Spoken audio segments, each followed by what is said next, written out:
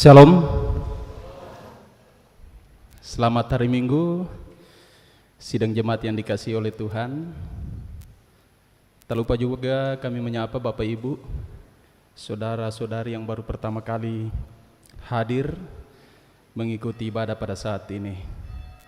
Bapak Ibu sidang jemaat yang dikasihi oleh Tuhan, sebelum kita masuk dalam ibadah, kami akan membacakan yang menjadi penekanan warta jemaat Minggu 28 September 2025. Dapat dilihat di warta jemaatnya masing-masing. Kita masuk langsung pada poin ke-18.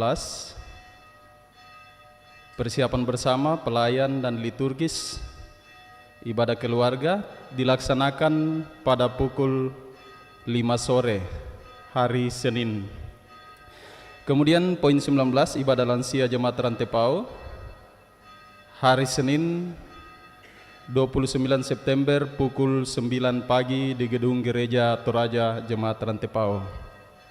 Poin 21, pengutusan pendamping sekolah minggu menjadi guru sekolah minggu Gereja Toraja Jemaat Rantepao akan dilaksanakan pada tanggal 5 Oktober hari Minggu dalam ibadah Jemaat Rantepao pukul 9 di Gedung Bunga Lalan. Masuk pada poin 22, berita Persekutuan Pemuda Gereja Toraja Jemaat Rantepao dalam rangka konferensi ke-19 PPGT Klasis Rantepao. Maka PPGT Jemaat Rantepao akan mengadakan basar Palawa Ayam Kampung pada hari Minggu 28 September di depan Gedung Gereja Toraja Jemaat Rantepao. Poin 23, pelayanan sakramen perjamuan kudus sedunia bersama dengan anak yang sudah dibaptis dan didampingi orang tua atau wali akan dilaksanakan pada hari Minggu 12 Oktober di semua jam kebaktian. Diharapkan kepada warga jemaat mempersiapkan diri menerima pelayanan ini. Kemudian poin 24, telah meninggal dunia Ibu Esther Silambi atau Mama Epi, anggota jemaat kelompok pelayanan 2 pada hari Selasa 23 September di Rumah Sakit Laki Padada. Jenazah sekarang berada di kediaman kelompok pelayanan 2. Poin 25, ibadah penghiburan dalam rangka pemakaman almarhum Simon Sampe atau orang tua dari Ibu Herlince S. Randan Rambung, anggota jemaat kelompok pelayanan 1B, akan dimulai tanggal 30 September sampai dengan 4 Oktober 2025 di Kapolang. Kiranya Roh Kudus menguatkan dan menghibur segenap keluarga yang berduka cita. Kemudian poin 26, pelayanan pemberkatan perkawinan kepada Saudara Febrianto Leonar Kadang, anak ketiga dari Bapak John Patasi Kadang dan Ibu Maria Tibe, dengan Saudari Sri Dewi Astuti, anak ketiga dari Bapak Markus Medin Tanak dan Ibu Jenny Patanan. Akan dilaksanakan hari Kamis pukul 9 pada tanggal 9 Oktober 2025 di Gedung Gereja Toraja Jemaat Tamat Tiku, Tobada, Poso, Sulawesi Tengah. Untuk resepsi perkawinan dilaksanakan pada hari yang sama pukul 12 di kediaman mempelai perempuan. Poin 27, kelas katekisasi, pengajaran peserta katekisasi yang sementara berlangsung, itu dilaksanakan setiap hari Jumat pukul 16 di Gedung Gereja Toraja Jemaat Rantepao. Kemudian berita tambahan, kami ralat, berita duka cita, telah meninggal dunia Ibu Martina Dasima, Nenek Maelona atau suami dari Bapak Simon Sari, anggota kelompok pelayanan 6 pada hari Sabtu 27 September 2025 pukul 19 di Rumah Sakit Laki Padada. Jenazah sekarang berada di rumah kediaman almarhumah. Segenap majelis gereja dan warga jemaat Rantepao menyatakan rasa duka cita yang mendalam. Tuhan menghibur segenap keluarga yang ditinggalkan. Kemudian ralat ibadah keluarga yang semula di warta dilaksanakan pada hari Selasa 30 September 2025 di kelompok pelayanan 5. Tertulis di keluarga Yulibaan dipindahkan ke keluarga Konirerung atau Pitrerung. Untuk informasi tambahan dapat dilihat di Warta Jemaat. Mari Bapak Ibu, sidang jemaat yang dikasihi oleh Tuhan, kita siapkan hati dan jiwa kita untuk berhimpun menghadap hadirat Allah. Jemaat yang dikasihi oleh Tuhan, kita bersyukur karena anugerah Tuhan yang terus dinyatakan atas kehidupan kita, terlebih khusus pada hari ini.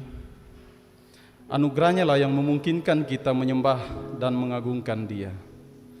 Mari kita fokuskan pandangan hati kita hanya kepada Dia yang layak menerima segala hormat dan pujian dari kita. Bersama-sama kita dituntun tema andalkan Tuhan bukan kekayaan. Saya ajak untuk kita berdiri, kita menyanyikan kidung pujian Datanglah ke Bait-Nya.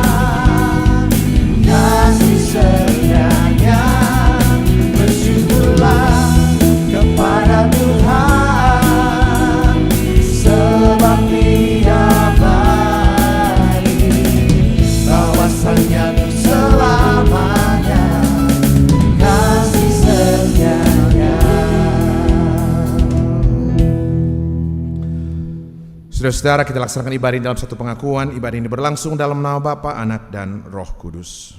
Amin,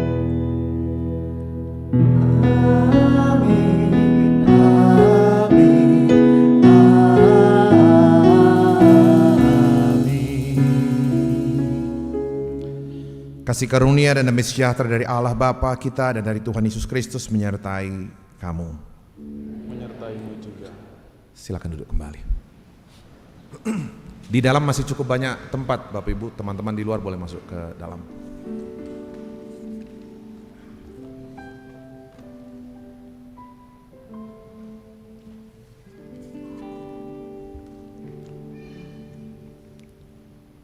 Kidung pujian bersyukur.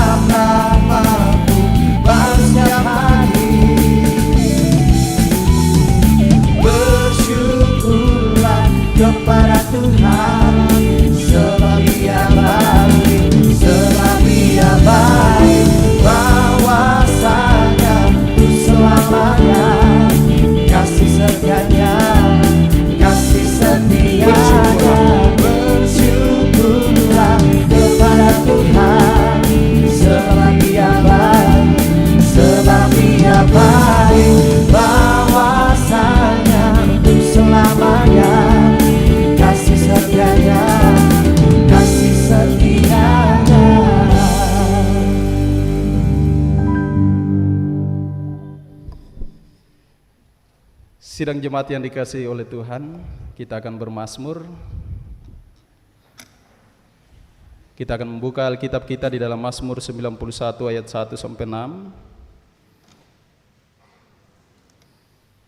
Mazmur 91 ayat 1 sampai 6, kemudian lanjut ayat 14 sampai 16. Kita akan membaca secara responsoria dan kami akan membacakan di dalam terjemahan baru 2.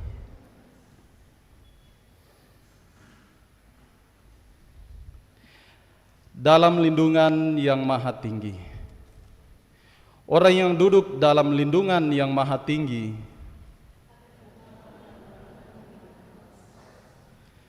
dia akan berkata kepada Tuhan, tempat perlindunganku dan kubu pertahananku. Sungguh, dialah yang akan melepaskan engkau dari jerat penangkap burung. Dengan kepaknya ia akan menudungi engkau.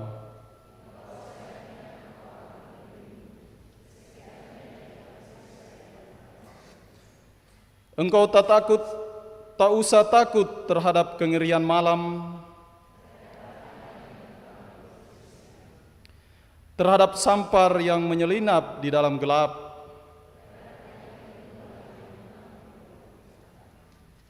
ayat 14. Oleh sebab hatinya terpaut padaku, maka aku akan meluputkannya.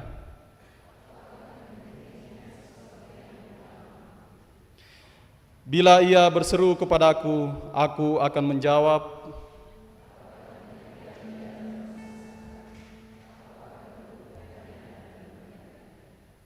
Dengan panjang umur akan kukenyangkan dia.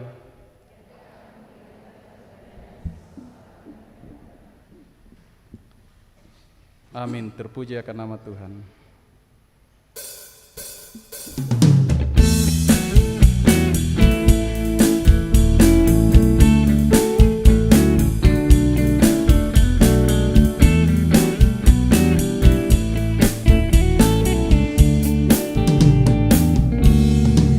Aku ingin selalu berada di hadirat-Mu. Aku ingin selalu berlindung dalam naungan-Mu. Di bawah keras sayap-Mu, Kau bawaku terbang tinggi, melintasi langit biru bagaikan raja wali. Bagai raja wali melintasi gunung tinggi. Bagai raja wali melintasi badai hidup. Di bawah keras sayap-Mu, Kau bawaku terbang tinggi, melintasi langit biru bagaikan raja wali.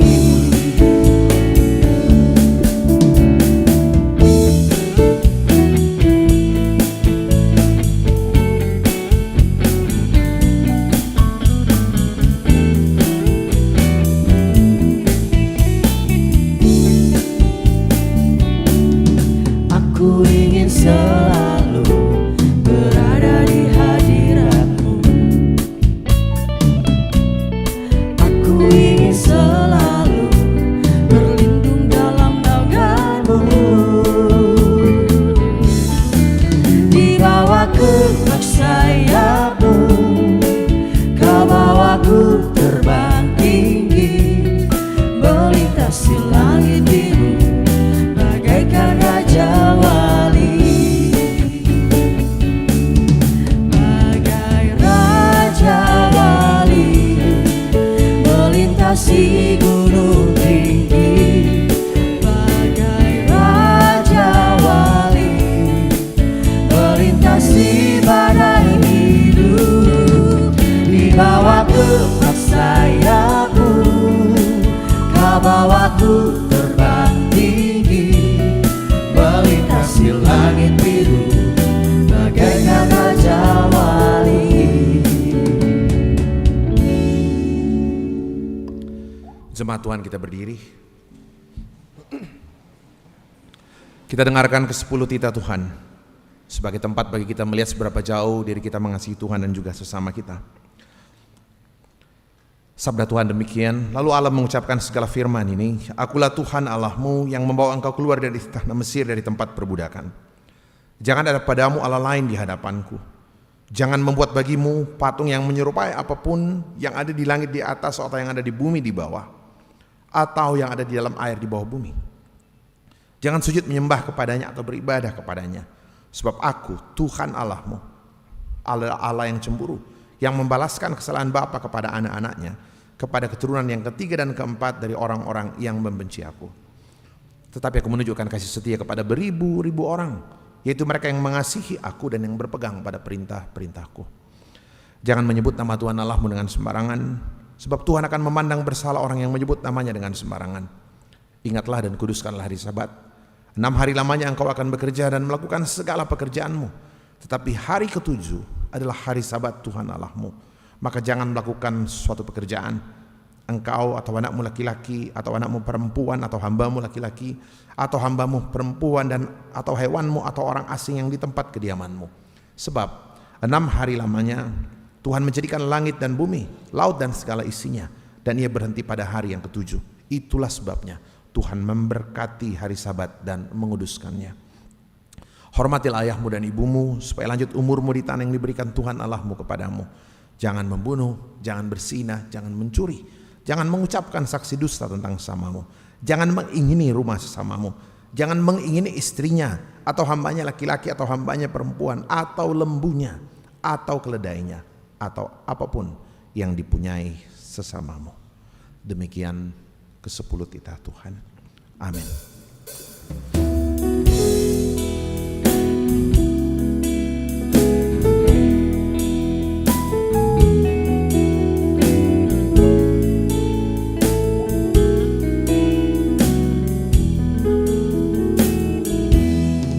Siapa yang berpegang pada sabda Tuhan dan setia mematuhinya, hidup mulia dalam cahaya bahkan bersekutu dengan Tuhannya. Percayalah dan pegang sabdanya, hidupmu dalam Yesus sungguh bahagia.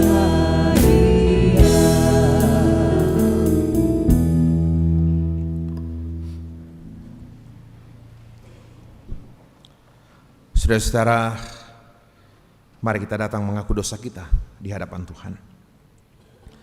Ketika Tuhan memberikan kita berkat berupa kekayaan, kepandaian, dan berbagai kemampuan diri lainnya, itu karena Dia mengasihi kita dan menjadi sarana kita memuliakannya. Namun begitu sering karena kemampuan diri, kekayaan, dan seluruh yang kita anggap lebih menjadi andalan dalam menjalani kehidupan, sehingga kita lupa bahwa hanya Tuhan yang selayaknya dan sepatutnya kita andalkan. Sadarkah kita bahwa sikap demikian sesungguhnya mendukakan hati Tuhan?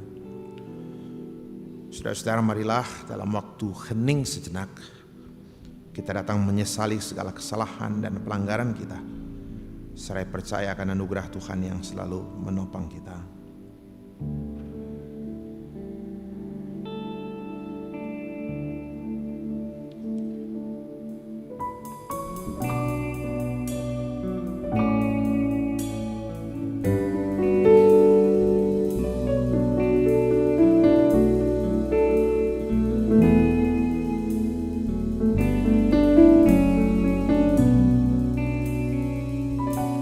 Di muka Tuhan Yesus, betapa hina diriku, ku bawa dosa-dosaku di muka Tuhan Yesus,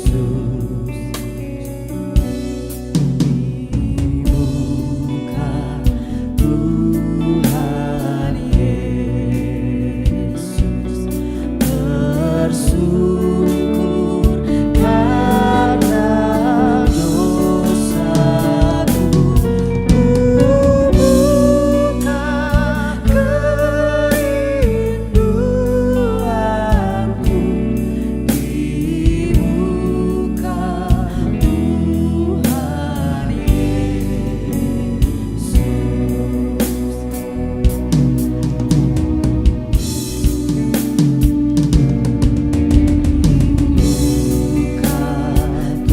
Tuhan Yesus. Tuhan Yesus, ku insaf akan salahku, bertobat kini hatiku di muka Tuhan Yesus. Saudara-saudara, bagi kita sekalian yang tunduk dalam penyesalan, berita anugerah dari Allah diteguhkan kembali bagi kita sekalian. Sabda Tuhan demikian, marilah baiklah kita berperkara firman Tuhan, sekalipun dosamu merah seperti kermisi, akan menjadi putih seperti salju, dan sekalipun berwarna merah seperti kesumba, akan menjadi putih seperti bulu domba.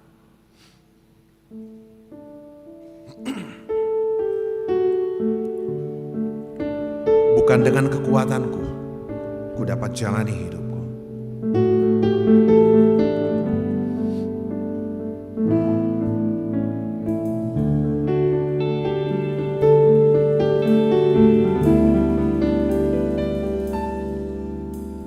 Bukan dengan kekuatanku ku dapat jalani hidupku, tanpa Tuhan yang di sampingku ku tak mampu sendiri.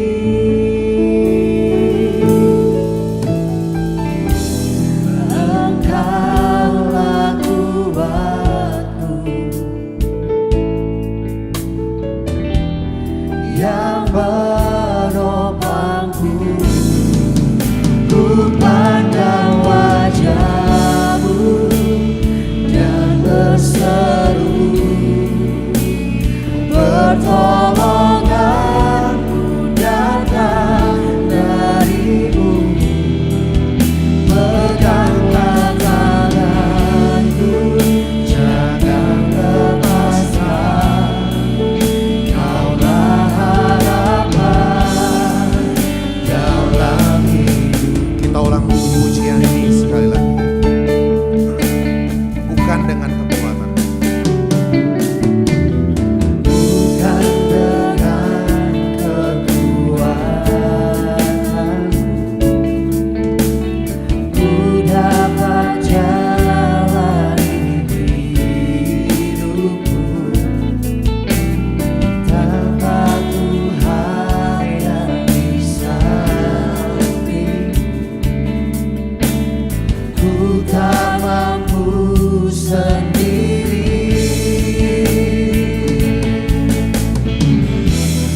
Engkaulah buatku yang menopangku.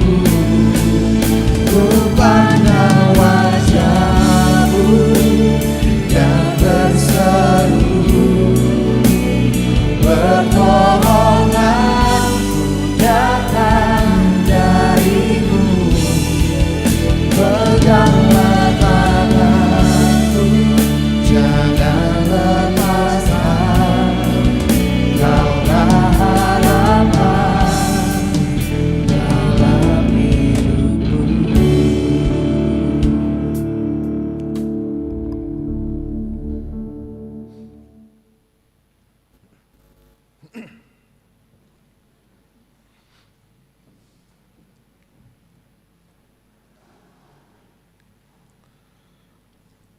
saudara-saudara, kita akan bersama-sama membaca merenungkan firman Tuhan. Sebelumnya kita tunduk kepala, kita berdoa.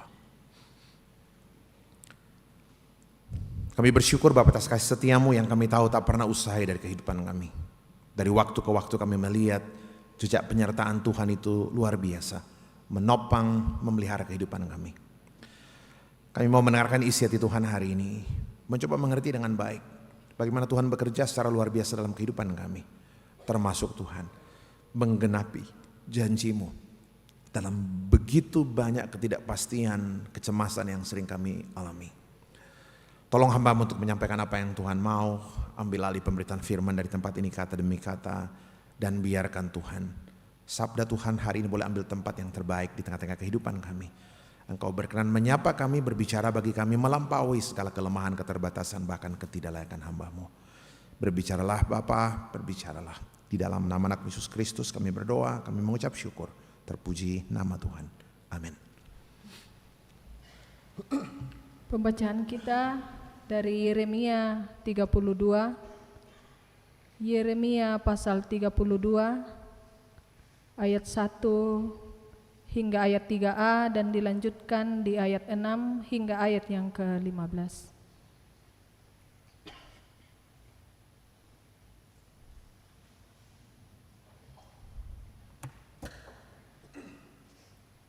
Demikian firman Tuhan. Pembelian ladang sebagai jaminan pemulihan. Firman yang datang dari Tuhan kepada Yeremia pada tahun ke-10 pemerintahan Sedekia Raja Yehuda. Itulah tahun ke-18 pemerintahan Nebukadnezar. Pada waktu itu, tentara Raja Babel mengepung Yerusalem dan Nabi Yeremia ditahan di pelataran penjagaan yang ada di istana Raja Yehuda. Sebab Sedekia Raja Yehuda telah menahan dia di sana dan berkata, "Mengapa engkau bernubuat?" Berkatalah Yeremia, "Firman Tuhan datang kepadaku bunyinya, sesungguhnya Hanameel anak Salum pamanmu akan datang kepadamu dan berkata, belilah ladangku yang di Anatot, sebab engkaulah yang mempunyai hak tebus untuk membelinya." Sesuai dengan firman Tuhan itu, datanglah Hanameel anak pamanku kepadaku di pelataran penjagaan dan berkata, belilah ladangku yang di Anatot di daerah Benyamin itu, sebab engkaulah yang mempunyai hak milik dan hak tebus. Belilah itu. Maka tahulah aku bahwa itu adalah firman Tuhan. Jadi aku membeli ladang yang di Anatot itu dari Hanameel anak pamanku dan menimbang uang seberat 17 sikal perak baginya. Aku menulis surat pembelian dan memeteraikannya setelah memanggil saksi-saksi serta menimbang perak itu dengan neraca. Lalu aku mengambil surat pembelian yang berisi syarat dan ketetapan itu, baik yang ditutup dengan materai maupun salinannya yang terbuka.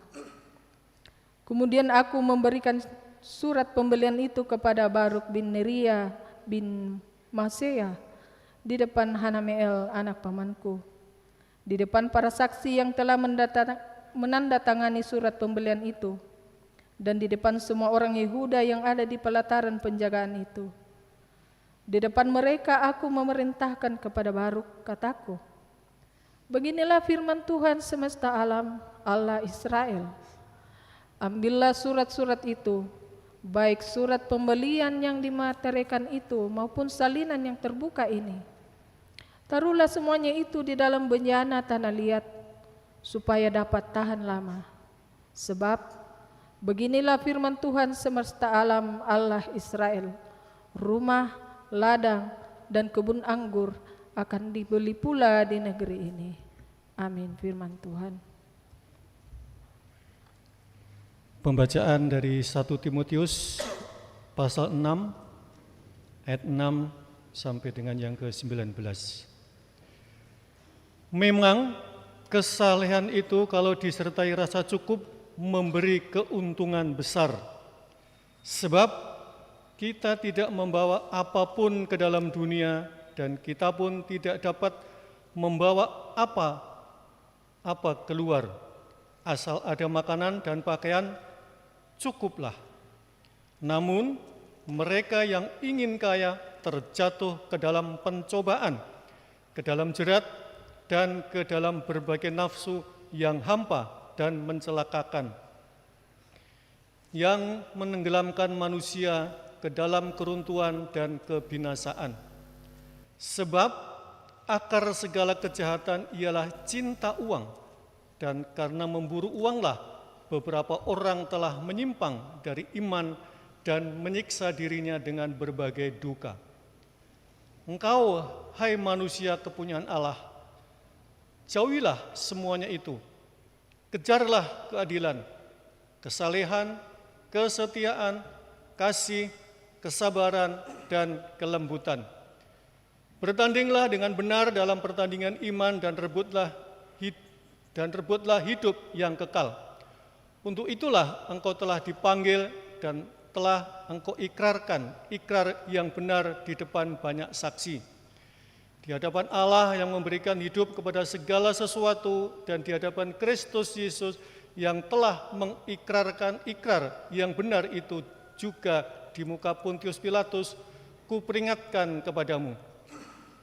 Turutilah perintah ini dengan tidak bercacat dan tidak bercela sampai penampakan Tuhan kita Yesus Kristus pada saat yang akan ditentukan oleh penguasa yang satu-satunya dan penuh berkat, Raja di atas segala raja dan Tuhan di atas segala Tuhan. Dialah satu-satunya yang tidak takluk kepada maut, bersemayam dalam terang yang tak terhampiri, yang tidak pernah dilihat dan tidak dapat dilihat oleh seorang pun. Baginya lah hormat dan kuasa yang kekal. Amin. Peringatkanlah orang-orang kaya di dunia ini agar mereka jangan tinggi hati dan jangan berharap kepada sesuatu yang tak tentu seperti kekayaan, melainkan pada Allah yang dalam kekayaannya memberikan kepada kita segala sesuatu untuk dinikmati. Peringatkanlah agar mereka itu berbuat baik, menjadi kaya dalam perbuatan baik, suka memberi dan membagi. Dengan demikian, mereka mengumpulkan suatu harta sebagai dasar yang baik bagi dirinya di waktu yang akan datang untuk mencapai hidup yang sebenarnya. Haleluya.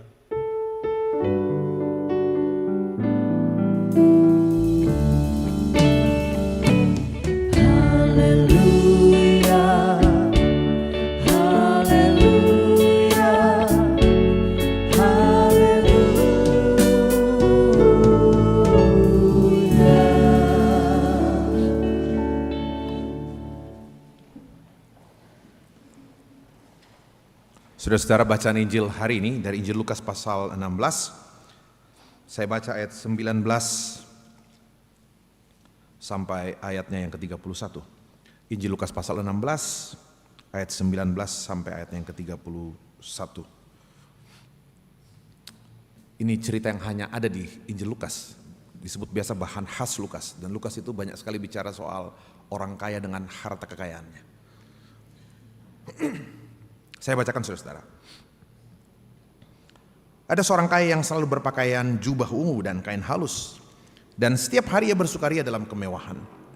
Dan ada seorang pengemis bernama Lazarus, badannya penuh dengan borok, berbaring dekat pintu rumah orang kaya itu, dan ingin menghilangkan laparnya dengan apa yang jatuh dari meja orang kaya itu. Malahan anjing-anjing datang dan menjilat boroknya. Kemudian matilah orang miskin itu, lalu dibawa oleh malaikat-malaikat ke pangkuan Abraham. Orang kaya itu juga mati lalu dikubur.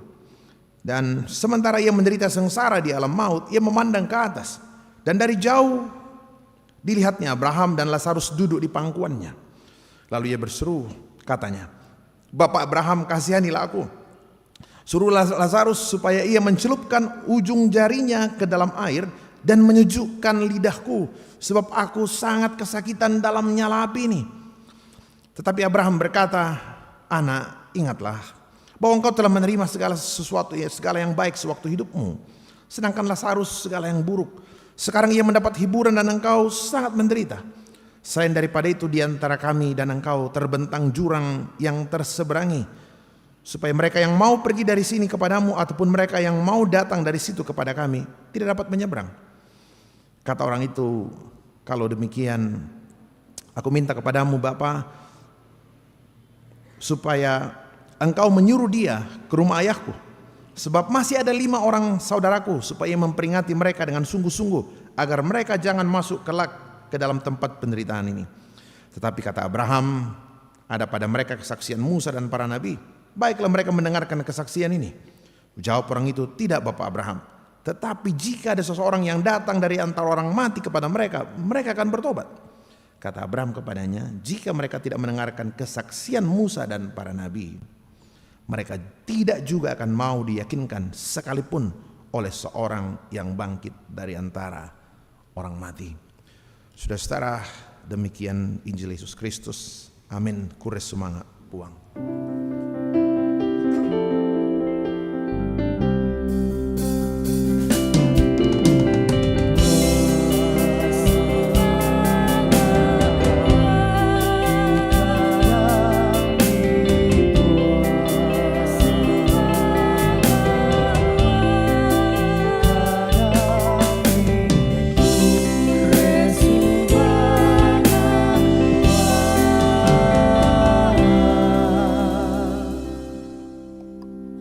kembali. Saudara-saudara, itu beberapa bacaan yang boleh kita dengarkan bersama pada hari ini. Saya mau bertolak dari bacaan kitab Yeremia yang menjadi bahan utama dari tema pada hari ini. Saya harap kita ikuti dengan baik bacaan tadi, meskipun mungkin sedikit membingungkan kadang-kadang. Saya bacakan saudara ayat 8. Kemudian sesuai dengan firman Tuhan, Yeremia 32 ayat 8, sesuai dengan firman Tuhan, datanglah Hanamel, anak pamanku, kepadaku di pelataran penjagaan dan mengusulkan kepadaku, belilah ladangku yang di Anatot di daerah Benyamin itu, sebab engkau yang mempunyai hak milik dan hak tebus. Belilah itu, maka taulah aku bahwa itu adalah firman Tuhan. Saudara, pertanyaan paling penting dari bacaan ini, pertanyaan itu gini, apa yang Tuhan mau saya tahu dari cerita pembelian sebuah ladang di Anatot, daerah Benyamin, masuk kerajaan Yehuda, ya Israel bagian selatan, pusatnya di Yerusalem. Apa yang Tuhan mau saya tahu dari cerita ini, ketika secara sengaja Tuhan memberikan perintah sebuah perintah ke Yeremia yang sebenarnya tidak masuk akal. Tidak masuk akalnya di mana? Yeremia disuruh beli satu lahan, padahal dia sendiri tahu dalam waktu dekat lahan itu akan dirampas oleh orang Kasdim.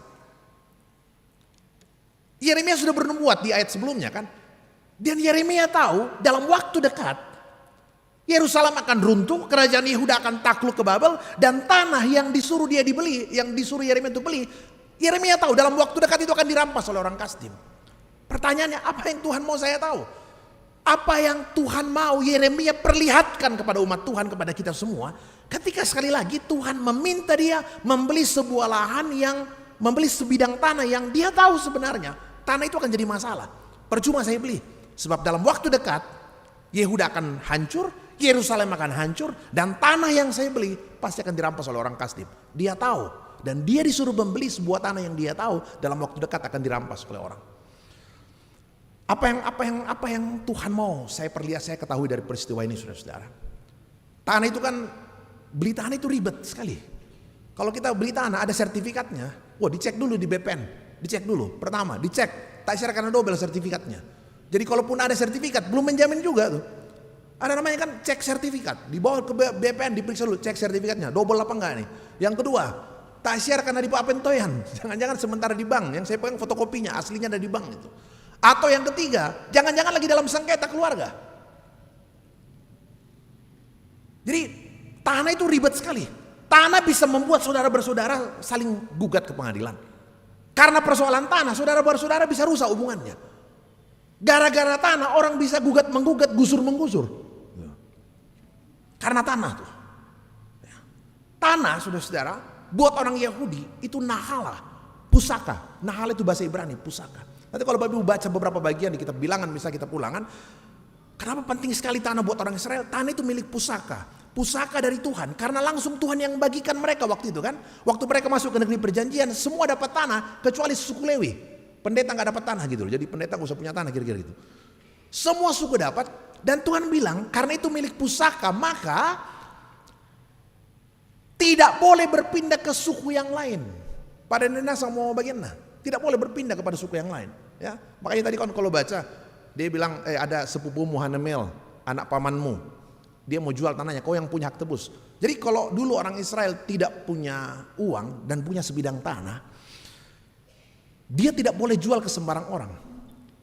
Dia tidak boleh jual, dia hanya boleh gadaikan. Itu pun kepada siapa? Kepada kaum keluarganya sendiri. Tidak boleh dijual kepada orang luar. Kenapa? Sebab tanah itu milik pusaka, pemberian dari Tuhan. Tanah itu memperlihatkan relasimu dengan Tuhan. Makanya kan teman-teman coba lihat, setiap kali nenek moyang Israel meninggal, Abraham, Ishak, Yakub, selalu pesannya apa? Pasulin alang kampung gitu loh. Kembalikan ke tanah perjanjian. Mereka mau dimakamkan di tanah perjanjian. Meskipun Abraham meninggalnya di mana? Yusuf meninggalnya di Mesir. Yakub meninggalnya di Mesir. Dia bilang apa? Bersumpah, kaburudona kampung. Dibawa ke kampung, ke tanah perjanjian. Sebab apa? Tanah itu, pusaka, memperlihatkan relasinya dengan Tuhan. Sampai dia mati, dia mau relasinya terhubung dengan Tuhan. Tanah tuh. Jadi buat orang Israel, pantang sekali menjual tanah. Tanah itu sekali lagi pusaka, dalam bahasa Ibrani nahala. Kalau saya tidak punya uang, saya hanya boleh gadaikan. Itu pun kepada suku sendiri, kaum suku sendiri. Saya boleh gadaikan.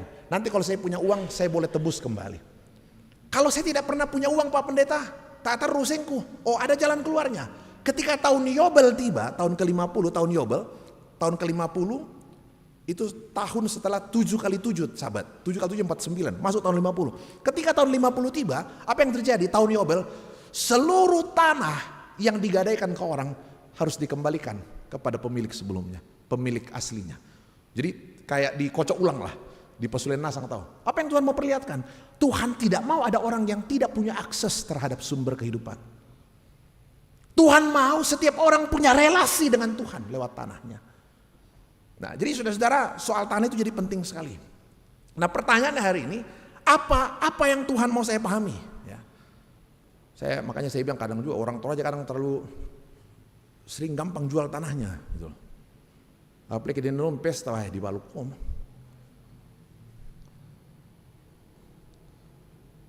Tanah yang dulunya besar makin lama makin kecil, makin kecil, makin kecil. Dulu rumahnya di pinggir jalan, lama-lama ke belakang, tak habis. Saudara, ini pertanyaan penting, saudara. Apa yang sebenarnya Tuhan mau saya tahu dari perintah ini? Sekali lagi, ketika Tuhan meminta Yeremia membeli sebidang tanah di Anatot, ya, Anatot tanah yang sekali lagi dia tahu dalam waktu dekat tanah itu akan jatuh ke tangan orang Kasdim. Tapi dia minta dibeli, dia diminta untuk membeli. Dalam logika pikiran manusia, ini tidak masuk akal, konyol. Ini tindakan yang membuang-buang uang. Kalau saya jadi Yeremia, saya tidak akan pernah beli tanah itu. Ngapain buang-buang uang, dan saya tahu akan habis tanah itu. Tapi Yeremia memilih untuk mengikuti. Begitu dia mengadar, oh ini perintah Tuhan. Oh mau tutung ngamplempok ada teh. Coba bayangkan, tidak lagi sempat mikir, tidak ada mikir. Masuli ada kata yotaraka, si pira sang metera, tidak ada mikir, tidak ada kasih pertimbangan, apalagi membantah. Langsung begitu dia tahu itu perintah Tuhan, tidak pikir panjang, tidak berdebat, tidak punya pertimbangan pun, dia beli. Dia timbang, dia beli tanah itu dengan 17 sikal perak. Dibeli dengan sikal perak mau menjelaskan bahwa tanah itu dibeli dengan transaksi yang resmi. Dia beli resmi, pakai meterai dan segala macam. Pertanyaannya saudara-saudara, sekali lagi apa yang Tuhan mau saya tahu dari cerita ini? Paling tidak menurut saya 2 hal dari kitab Yeremia cerita tentang ini. Yang pertama saudara-saudara, saya teruskan ke bawah baca pasal 32 ini, ayat 43 dan 44, Yeremia 32, saya teruskan ke bawah, saya bacakan begini. Paling tidak ada 2 hal yang penting. Yang pertama, ayat 43 dan 44 mengatakan, pada waktunya nanti orang akan membeli ladang lagi di negeri ini. Yang kamu katakan itu adalah tempat tandus tanpa manusia dan hewan, telah diserahkan ke dalam tangan orang Kasdim. Tuhan bilang pada waktunya pasti akan dihuni lagi tanah ini. Walaupun dalam waktu dekat akan dibuang ke Babel. Orang akan membeli ladang-ladang dengan perak, menulis surat pembelian, memeteraikannya dan memanggil saksi-saksi daerah Benyamin dan seterusnya dan seterusnya. Sebab aku akan memulihkan mereka. Demikianlah firman Tuhan. Jadi saudara-saudara, kalau ditanya apa maksud Tuhan dengan meminta Yeremia membeli tanah yang dia tahu sebentar lagi akan dirampas orang lain, sederhana. Ini adalah perintah Yeremia kepada Yeremia untuk apa? Untuk memperlihatkan kepada orang banyak bahwa pada waktunya hari ini memang Israel akan terbuang. Hari ini tanahmu dirampas orang. Hari ini kau terusir dari rumahmu, terusir dari tanah yang kau miliki selama ini. Tapi kau harus percaya pada waktunya Tuhan akan kembalikan dirimu ke tempat ini. Alibang midolo, masukkan surat-suratnya ke dalam bejana, sebab pada waktunya kau akan kembali ada di negeri ini. Jadi itu semacam apa ya? Semacam ungkapan iman yang luar biasa. Saya tahu tanah ini akan jatuh ke tangan orang Kasdim, tapi saya percaya pada waktunya saya akan kembali ke tanah ini. Ali memang nih. Saya pikir luar biasa. Betulkah? Ya betul. Israel memang terbuang 70 tahun ke Babel. Tapi setelah 70 tahun, bayangkan 70 tahun setelah terbuang di Babel, mereka kembali ke Yerusalem, bait suci yang dulu hancur dibangun kembali dan semua dipulihkan kembali. Jadi saudara-saudara, ini adalah sebuah tindakan apa? Satu bentuk keyakinan bahwa apa? Hari ini memang banyak sekali persoalan, saya harus terbuang dari tanah, terusir dari rumah. Tapi Tuhan katakan, beli sebidang tanah sebagai jaminan bahwa apa? Tuhan mau kau percaya bahwa hari ini kau terusir dari tanahmu, tapi pada waktunya aku akan kembali ke tempat itu. Dia disuruh membeli tanah milik Hanamel. Hanamel itu luar biasa. Hanamel itu dari kata apa? Hanam, mengasihani, dan Elohim. Artinya apa? Allah mengasihani. Artinya dia bilang begini, saat engkau terusir hari ini dari rumahmu, dari tanahmu, Allah akan terus mengasihani kamu. Saya ingat seorang teman Menurut saya dia biasa-biasa saja. Mau dibilang pintar, nggak pintar-pintar amat, biasa. Tapi kemudian jadi seorang pengusaha yang hebat sekali. Menurut saya ya luar biasa. Kalau lihat perusahaannya di mana-mana, bukan orang Toraja. Tak Mindanao mata. Teman baik, ya. Saya tahu, menurut saya kukua lebih mana rangannya. Tapi yang dari pembanda lebih sugi ya. Hebat sekali, ya. Satu kali saya ngopi sama-sama, saya yang bos, apa yang kayak saya lihat kau ini gigih sekali. Pokoknya dia yang gigih sekali. Saya lihat kalau dalam banyak hal kami sama-sama, saya biasa lihat kalau saya lagi upayakan sesuatu, saya coba letakkan cover misalnya di mobil dan saya coba 1-2 kali, saya nggak bisa, tak bisa teh. Dia selalu coba sampai 4-5 kali sampai bisa. Jadi saya langsung dalam banyak hal saya lihat orang ini gigih sekali.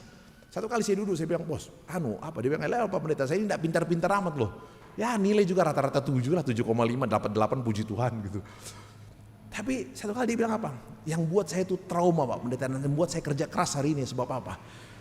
Saya trauma ketika saya masih kecil. Dan orang penagih hutang datang di rumah kami, bentak ayah saya, ibu saya, mengangkat radio dari rumah, mengangkat televisi dari rumah, dan segala macam. Kutiru bang tuh. Saya trauma, saya masih kecil, melihat ayah saya nggak punya apa-apa dan harus diintimidasi. Televisi yang selalu ke tempat kami nonton, yang mana di hiburan lambunong gitu, diangkat karena bapak nggak bisa bayar utang. Saya bilang saya ingat saya berdoa satu kali dan saya bilang Tuhan, orang tua saya biasa tapi saya mau kerja, saya mau kuliah dengan baik, saya mau kerja dengan sangat keras.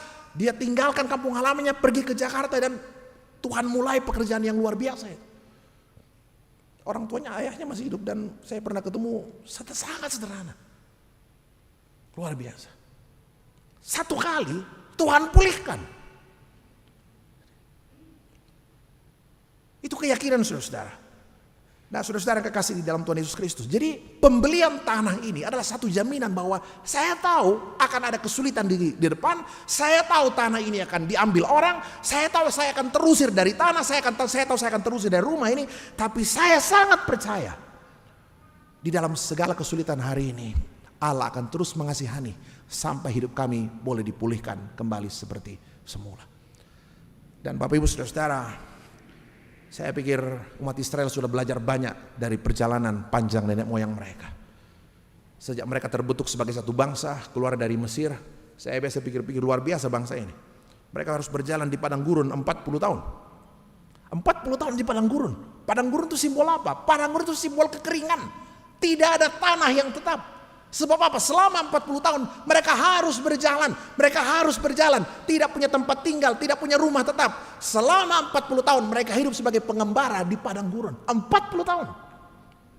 Coba bayangkan hidup sebagai orang buangan 40 tahun. Tidak jelas rumah di mana, tidak jelas alamat di mana, tidak jelas tempat tinggal di mana, tidak punya sawah tetap, tidak punya ada apa-apa.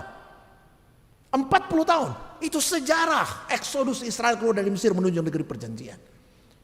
Saya cari beberapa kamus, padang gurun itu apa? Tempat orang dibentuk, kesulitan yang menjadi tempat mereka dibentuk Tuhan untuk belajar betul-betul bergantung kepada Tuhan. Saya tiap kali pergi bawa orang ziarah ke dulu ya, masuk di Jakarta hampir tiap tahun pergi ke Israel, bawa teman orang-orang ziarah ke sana. Hampir semua orang ya, kalau orang ke sana itu kan selalu saya ajak lewat Mesir, baru kemudian mutar ke Israel, baru kemudian keluar lewat Jordan, kembali ke Jakarta. Tapi hampir selalu kalau sudah di Mesir, sudah mau tinggalkan Mesir menuju ke Kanaan, naik bis, selalu saya biasa lihat peta, Bapak Ibu kita akan lewati yang kira-kira dulu jalur yang motong lah, karena 40 tahun kalau ikuti jalurnya kan. Tapi kita jalan lewat bis begini, kita akan singgah di Mara, di Elim dan segala macam, tempat 70 pohon kurma, tempat Mara air keluar dari batu dan segala macam, kita akan lewati jalur itu. Dan Bapak Ibu coba lihat, kasih lihat petanya. Kalau Bapak Ibu lihat peta, Mesir ada di sini, ya. Mesir ada di sini, Israel ada di sini. Tapi cara Tuhan membuat mereka itu berputar, memutar stoa. Ibarat dari Toraja mau pergi ke Palopo, mutar dulu ke Pindrang, segala macam mutar di bawah. Saya tiap kali bawa orang ke sana, saya tunjukkan di sini Mesir, di sini Kanaan, rutenya kita adalah berputar seperti itu. Semua langsung bilang, kenapa berputar Pak Pendeta? Kalau saya dulu ikut rombongan Musa sudah tahu peta Alkitab macam begini. Musa bilang belok kanan, saya bilang dia ambil kiri, mendapi dulu lah. Tapi Tapi kenapa harus berputar? Kenapa harus berputar? Ulangan pasal 8 bilang apa? Israel, kau tahu kenapa hidupmu harus berputar 40 tahun di padang gurun? Supaya apa? Kau belajar bergantung sama Tuhan. Belajar percaya kepada Tuhan. Kesulitan di padang gurun, tidak ada sawah, tidak ada apapun. Itu tempat di mana dirimu belajar percaya. Belajar betul mengandalkan Tuhan. Setiap detik di hidupmu kau belajar bergantung sama Tuhan. Coba kau lihat 40 tahun di padang gurun, tidak ada sawah tetap, tidak ada rumah tetap, tidak ada apa yang tetap. Tiap bulan harus pindah, 40 tahun. Coba kau lihat, mati koraka. Tidak, kau hidup 40 tahun. Selama 40 tahun di padang gurun, kekeringan, tidak ada sawah, tidak ada apa-apa. Bagaimana Tuhan pelihara? Luar biasa. Air muncul dari gunung batu di Marah. 70 pohon kurma muncul di Elim. Apalagi? Waktu mereka sudah bosan makan manna, roti yang turun dari sorga, dan kalangkan dia pakan duku teh. Tawang tekan di papiong. Nanti teman-teman baca kan, Tuhan gerakan burung puyuh datang banyak sekali. Bapak Ibu tahu berapa orang yang dikasih makan? Berapa banyak Israel berjalan di padang gurun? 600.000 orang. 600.000 orang. Digabung penduduknya Toraja Utara masih lebih banyak mereka. Kalau kasih makan orang 1 minggu 1.000 orang ya bisa. Ini kasih makan 600.000 orang 40 tahun. Tapi yang luar biasa, tidak sekalipun Tuhan lupa. Tidak sekalipun Tuhan lupa. 40 tahun di padang gurun adalah tempat yang sulit, penuh dengan air mata, penuh dengan kesulitan, banyak pemberontakan di sana, banyak kekecewaan di sana. Tapi saya harus percaya, Tuhan akan terus mengasihani. Allah mengasihani. Hanamel, Allah mengasihani kita. Coba bayangkan 40 tahun di padang gurun, tiap hari Tuhan kasih manna, Dan selama 40 tahun, tiap hari turun kecuali hari Sabat, Sabtu. Ya, kalau untuk kebutuhan hari Sabat, hari Jumat boleh ambil kebutuhan 2 hari. Supaya hari Sabat tidak perlu kau keluar. Dan selama 40 tahun, tidak pernah satu hari pun Tuhan terlambat. 40 tahun. Satu kali kami PA, ada anak PPG dia tanya, Pak Pendeta, enggak repot ke Tuhan itu kasih manna tiap hari ya? Coba maksudmu? Ya coba kasih per minggu aja, kan kayak transfer uang anak sekolah per minggu atau per bulan. Enggak capek ke Tuhan itu Pak Pendeta tiap hari. Kenapa Tuhan enggak kasih manna per minggu? Enggak bisa ke Tuhan bikin roti yang tahan 1 minggu? Saya bilang bisa lah. Lalu kenapa harus per hari? Saya bilang apa? Supaya ketika tiap hari manna turun kau ingat bahwa apa? Tiap hari Tuhan ingat dirimu. Tiap hari Tuhan ingat. Selama 40 tahun tidak pernah Tuhan lupa. Sehari pun tidak pernah dia lupa tentang hidup. Jadi buat saya luar biasa saudara-saudara. Pesan ini adalah apa? Pesan ini adalah satu perintah untuk membeli tanah. Itu adalah satu pesan bahwa apa? Hari ini saya harus terbuang, hari itu tanah ini akan beralih ke milik orang lain, saya akan diusir dari rumah, saya akan diusir dari tempat saya bekerja selama ini, saya akan diusir dari tempat saya menetap selama ini, tapi saya mau beli tanah itu sebab saya percaya satu kali saya pasti akan kembali ke tempat ini. Nah itu. Dalam kesulitan Allah terus mengasihani. Hanamel. Saudara yang kekasih di dalam Tuhan, percaya terus di dalam kesulitan. Ya. Saya selalu bilang, coba lihat ya. Yakub punya 12 anak laki-laki. Tuh. Yang paling sakit hidupnya siapa? Yusuf. Yang paling sulit hidupnya Yusuf. Saya bilang paling pahit. Tapi kalau dicek, yang paling diberkati hidupnya siapa? Yusuf juga. Saya kadang-kadang berpikir saudara-saudara, pahit sekali hidupnya. Tapi saya lihat luar biasa ya. Dia masih tinggal dengan bapaknya sudah bermimpi bulan dan matahari dan 11 bintang tunduk menyembah dia. Jadi dia sudah bermimpi, masih tinggal sudah percaya gitu ya. Tapi coba lihat saudara-saudara, setelah bermimpi langsung hidupnya baik? Tidak, sakit. Dijual saudara. Kalau dijual orang lain tidak apa-apa. Ini saudara yang jual Pak. Dijual saudara. Habis dijual saudara ke pedang Ismail, selesaikan masalah itu. Dijual ke Potifar. Selesaikan di rumah Potifar, pergumulan tidak. Dia kerja baik, diangkat, tapi kemudian apa? Difitnah istri Potifar. Selesaikan dengan difitnah istri Potifar, tidak masuk penjara. Selesaikan di sana, tidak. Saya bilang hidupnya Yusuf itu hidup yang kelihatan secara grafik makin lama makin gelap, makin lama makin suram, makin lama makin pahit hidupnya.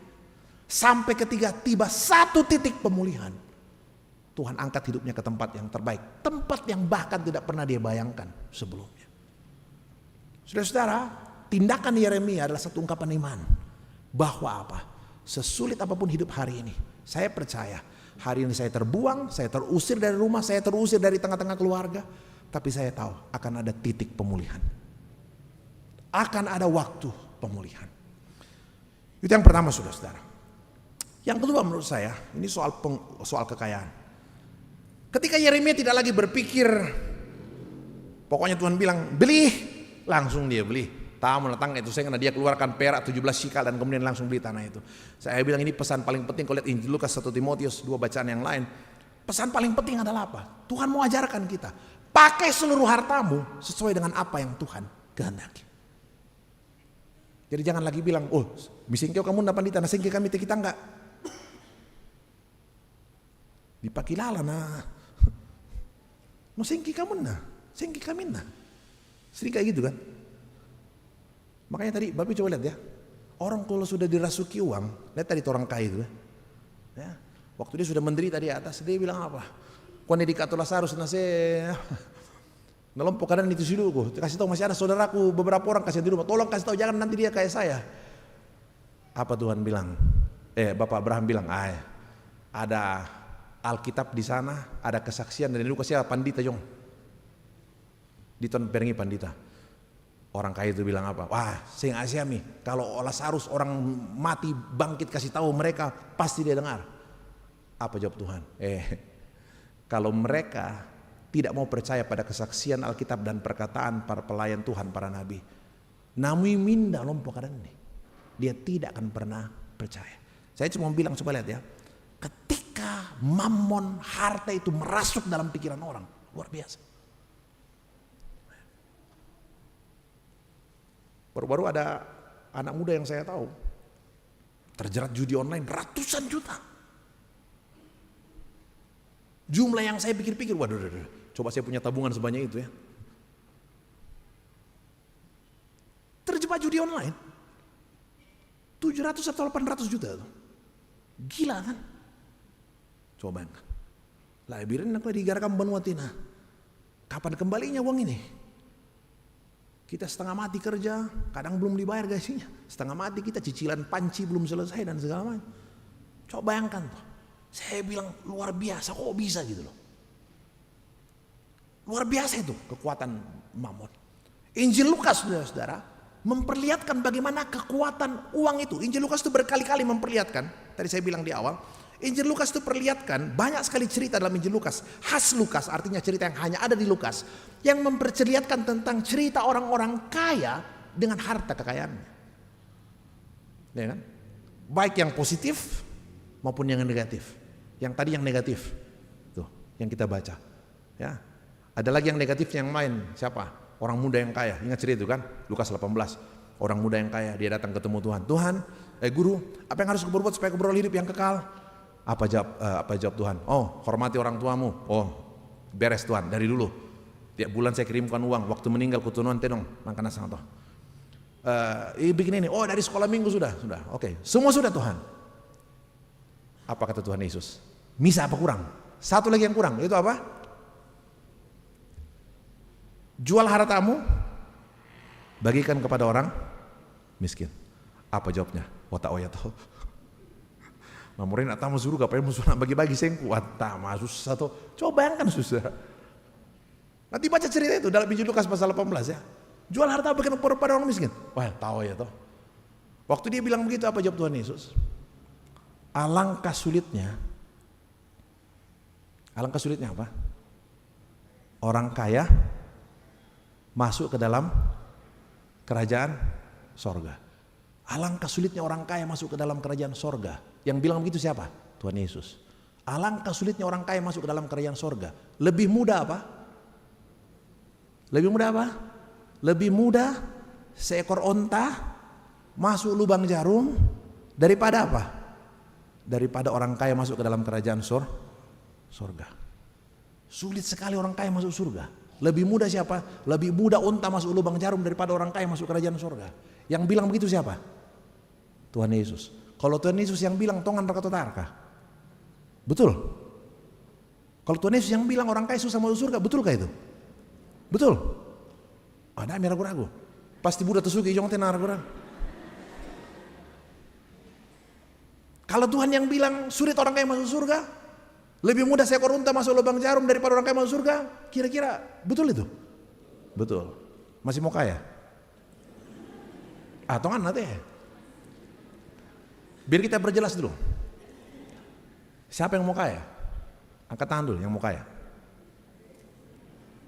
Oh, no kan asang le. No kan asang le. Oh, no kok mau tuh, beres sama jauh tuh. Kan akan apa nih? Siapa yang mau kaya? Mana yang mau kaya? Siapa yang tidak mau kaya? Oh, no kan asang berkan apa teh? Namun ibu ngomong tuh bingung dulu kan apa karena itu. Sulit orang kaya masuk surga. Lebih mudah seekor onta masuk lubang jarum daripada orang kaya masuk surga. Betul kayak betul. Langsung murid-murid bilang begini, nanti baca Lukas 18 ya. Langsung murid-murid bilang begini, wah kalau begitu Tuhan, siapa yang masuk surga? Apa jawab Tuhan? Bagi Allah tidak ada yang mustahil. Dan apa yang terjadi? Itu Lukas pasal 18 ya. Dan setelah Lukas pasal 18, langsung Lukas pasal 19. Cerita yang juga hanya ada di Lukas. Siapa yang ada dalam Lukas 19? Cerita tentang Sakeus. Siapa Sakeus? Sakeus itu kepala pemungut cukai. Sakeus itu kepala pemungut cukai. Pemungut cukai itu kaya, dia kepalanya jadi kaya sekali. Pemungut cukai itu berdosa, dia kepalanya jadi berdosa sekali. Jadi penduan masuk saya tahu suruh gak tahu teh. Sudah kaya sekali, sudah berdosa sekali. Iya kan? Tapi luar biasa kan? Luar biasa. Susahnya masuk surga double, tapi luar biasa. Begitu Tuhan berjumpa dengan Sakeus, tinggal dalam rumah Sakeus. Sakeus bilang apa? Tuhan, setengah dari milikku. Setengah dari milikku kuberikan kepada orang miskin. Dan kepada orang yang pernah kuperas, ku kembalikan 4 kali lipat. Tuhan, setengah, bukan 1/10 ya. Mitandesi atau di sana setengah kan? Pak dokter tahu setengah toh? Setengah itu kalau Pak dokter punya 2 babi, 1 untuk pendeta, kira-kira gitu. Setengah dari milikku Tuhan, kuberikan kepada orang miskin dan kepada orang yang pernah kuperas, ku kembalikan 4 kali lipat. Apa jawab Tuhan Yesus? Langsung Tuhan Yesus bilang, hari ini terjadi keselamatan dalam rumah orang ini. Coba bayangkan ya, 1 PKB bertobat, selamat 1 rumah itu. Ya, PKB para Sakeus. Ya. 1 hari ini terjadi keselamatan dalam rumah ini. Coba bayangkan. Jadi boleh kaya? Boleh kaya. Tapi seperti Sakeus, setengah. Hidup harus berbagi dengan orang. Yang Tuhan mau adalah apa? Bukan soal dilarang kaya, tapi belajar. Tadi surat 1 Timotius katakan apa? Ibadah itu kan berarti kalau apa? Disertai rasa cukup. Orang bisa merasa cukup dengan dirinya. Cukup pergi ke Eropa, cukup pergi ke rasa cukup. Di dalam Injil Lukas lagi nih, ada cerita orang kaya yang bodoh. Disebut bodoh, kenapa? Bodohnya di mana? Kan Bapak Ibu coba lihat ya. Alkitab cerita dalam Injil Lukas, dia sudah punya budali mualang pondoli pare do, banyak sekali padi di atas. Dan setelah semua penuh, ternyata hasilnya masih tambah banyak. Karena tali menanita mati apa teh? Artinya Tuhan sudah kasih. Harusnya kalau sudah tidak bisa muat di lumbung yang kau sudah siapin, minta toh. Tapi dia tidak pernah merasa cukup. Setelah lumbung penuh dan masih banyak yang belum masuk lumbung, apa yang terjadi? Dia bongkar lumbungnya, bikin yang lebih besar lagi. Dia bilang apa? Saya akan membuat lumbung yang lebih besar, masukkan semua ke dalam, dan setelah semua disimpan dalam, dia bilang, wah, hai jiwaku, beristirahat dengan tenang, sebab semua ada padamu. Saya bisa berserat dengan tenang. Apa kata Tuhan Yesus? Bodoh kali kau katanya. Kenapa bodoh? Malam ini juga jiwamu akan diambil daripadamu. Saya lihat teks aslinya itu. Malam ini juga jiwamu akan diambil. Kata diambil dalam bahasa Yunani itu apaiteo. Apaiteo itu apa? Apaiteo itu adalah kata yang digunakan hanya untuk barang yang dipinjamkan. Bayangkan, dipinjamkan. Jadi Bapak coba bayangkan, jangankan harta, jangankan rumah, jangankan apapun, jiwamu pun pinjaman. Kenapa dia disebut bodoh? Sebab apa? Dia berpikir dia bisa bergantung dengan hartanya. Tadi Timotius kan mengatakan ya, 1 Timotius pasal 6 ayat 7, dia bilang begini, sebab ketika kita lahir, kita tidak lahir dengan bawa apa-apa. Dan ketika kita meninggal, kita juga tidak bawa apa-apa. Atau ada yang lahir sudah langsung pakai celana? Atau langsung pakai arloji waktu lahir? Kita lahir tidak bawa apa-apa, mati pun gak bawa apa-apa. Orang kaya tadi dalam Injil 16, Lukas 16, kayanya minta ampun. Tapi begitu dia mati, emang dia bisa bawa itu Coca-Cola dan bir dari rumahnya? Tidak bisa. Menderita dia di atas. Tidak ada. Ya kan tidak bisa dibawa lang kampung tipe api yang solah apa dibawa ke surga tipe api yang solah mas tanang-sanang gitu tuh. Nah, tanah bisa dibawa. Saudara-saudara, itu pesan firman Tuhan. Tuhan mau adalah seluruh harta kekayaan saya gunakan seturut dengan apa yang Tuhan inginkan. Kita menikmati banyak berkat dari Tuhan, kita menikmati banyak hal yang luar biasa dari Tuhan. Kita pakai seluruh kekayaan yang kita miliki, tidak untuk mengandalkan diri sendiri dengan kekayaan yang kita miliki. Tidak juga harus merasa cemas, minder kalau kita nggak punya banyak. Ya. Hari ini kan media sosial itu tempat flexing yang luar biasa. Semua diekspos. Kita jadi minder ketika kita nggak punya yang seperti itu. Harga diri kita kan terus ada di situ. Harga diri tidak harus ada di seluruh materi yang ada. Tidak ada yang kekal. Saya lahir tidak bawa apa-apa, mati pun gak akan bawa apa-apa. Biasa kalau ada orang meninggal saya lihat tuh, dimasukin emas, semua kenapa dimasukin emas? Ditono pakai aku pendeta. Oh, salah deh. Kau pikir emas itu nanti di surga apa? Saya bilang kau baca kitab Wahyu ya. Kau baca kitab Wahyu, lihat itu Yerusalem yang baru. Mutandai membahas itu Yerusalem baru nanti. Kau lihat itu Yerusalem baru apa? Jalan-jalannya dari emas. Mula satuan itu emas mulangan. Di Yerusalem baru emas itu jadi aspal bos. Jadi dalam patambang kita bilang dibalukan di band orang yang butuhkan. Ya peti Alkitab dulu di pertama teh. Makanya LAI cetak terus Alkitab karena banyak masuk di peti mati ini. Wah ini. Ben itu tuh nah.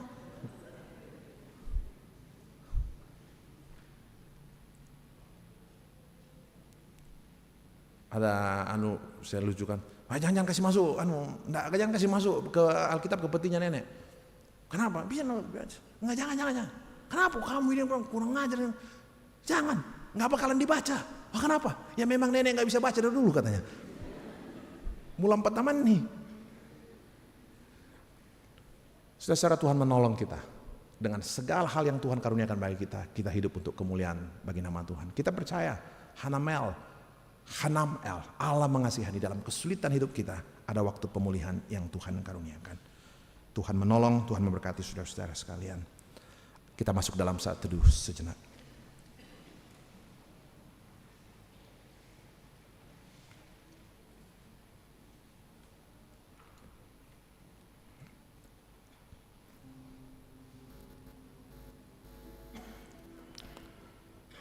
Biarkan kami hidup hanya dengan mengandalkan Tuhan. Tidak dengan segala hal yang melekat pada diri kami. Jabatan, kekayaan yang kami tahu hanya sesaat saja menjadi bagian kehidupan kami. Tapi biar kami belajar bergantung kepada Tuhan seluruhnya. Sebab kami percaya kekuatan, kehidupan kekal adalah anugerah Tuhan semata. Terpuji nama Tuhan. Amin.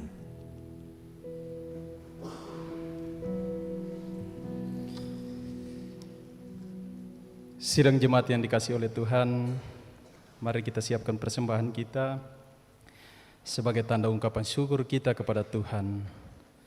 Sebelum pundi dijalankan, kita akan mendengarkan firman Tuhan di dalam Mazmur 91 ayat 16, mengatakan, dengan panjang umur akan kukenyangkan dia, dan akan kuperlihatkan kepadanya keselamatan dariku. Sambil pundi dijalankan, kita akan menyanyikan Ku bawa korban syukur.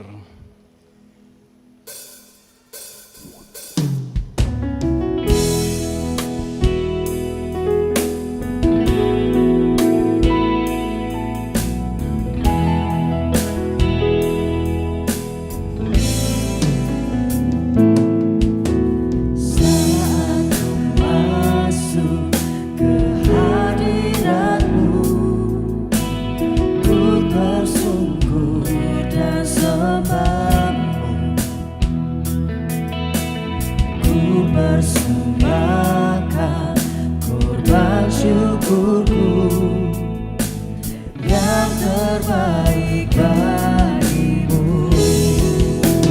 Ku bawa korban syukur ke tempat kudus-Mu Tuhan. Hatiku dengan syukur, sebab Tuhan baik selamanya. Ku bawa korban syukur ke tempat kudus-Mu Tuhan. Hatiku limpah dengan syukur, sebab Tuhan baik. Sebab Tuhan baik.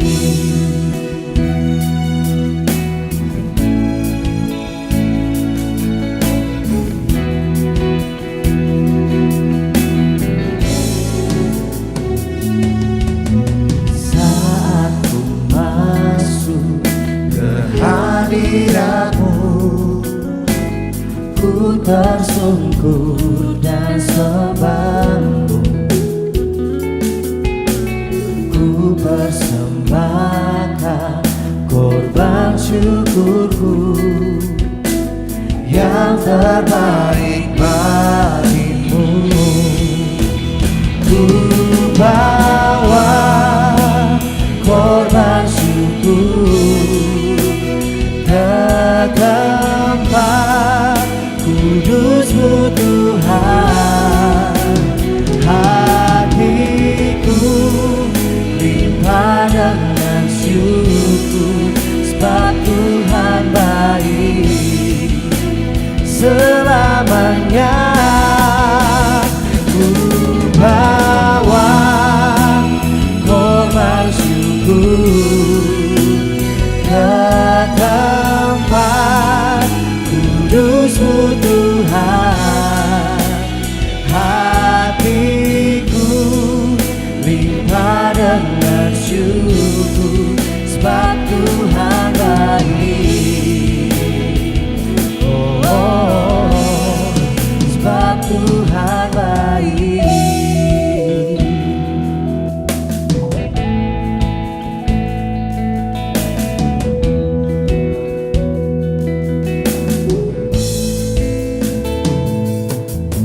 Saat ku masuk ke hadirat-Mu, ku tersungkur dan sembah-Mu. Ku persembahkan korban syukurku yang terbaik bagimu. Ku bawa korban syukur ke tempat kudus-Mu Tuhan. Hatiku limpah dengan syukur,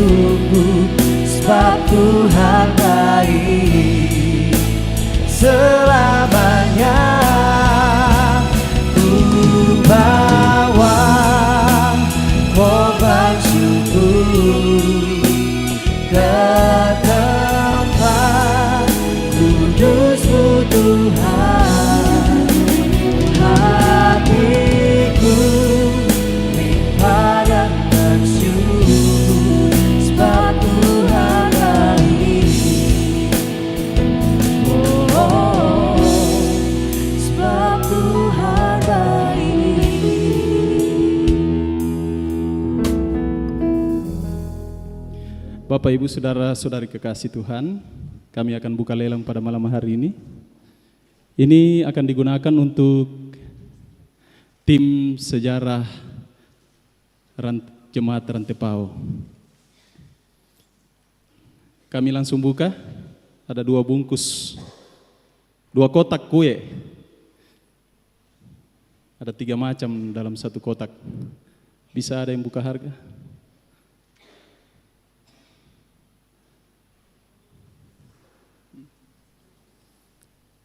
Ya, 100 satu kali.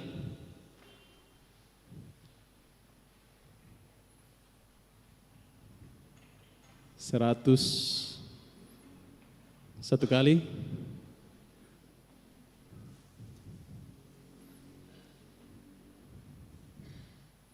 102 kali.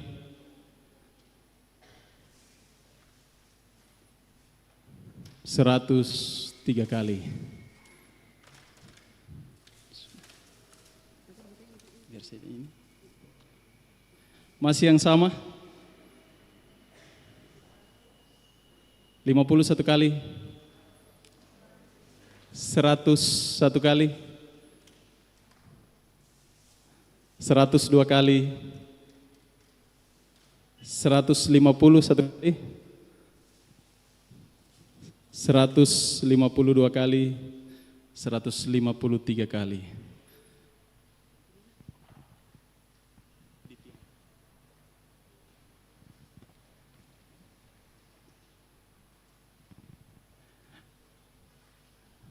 Satu kali lagi, masih jenis yang sama, 2 kotak kue. Ya, 101 kali, 102 kali, 201 kali, 202 kali, 203 kali. Terima kasih Bapak Ibu yang sudah berpartisipasi. Tuhan memberkati.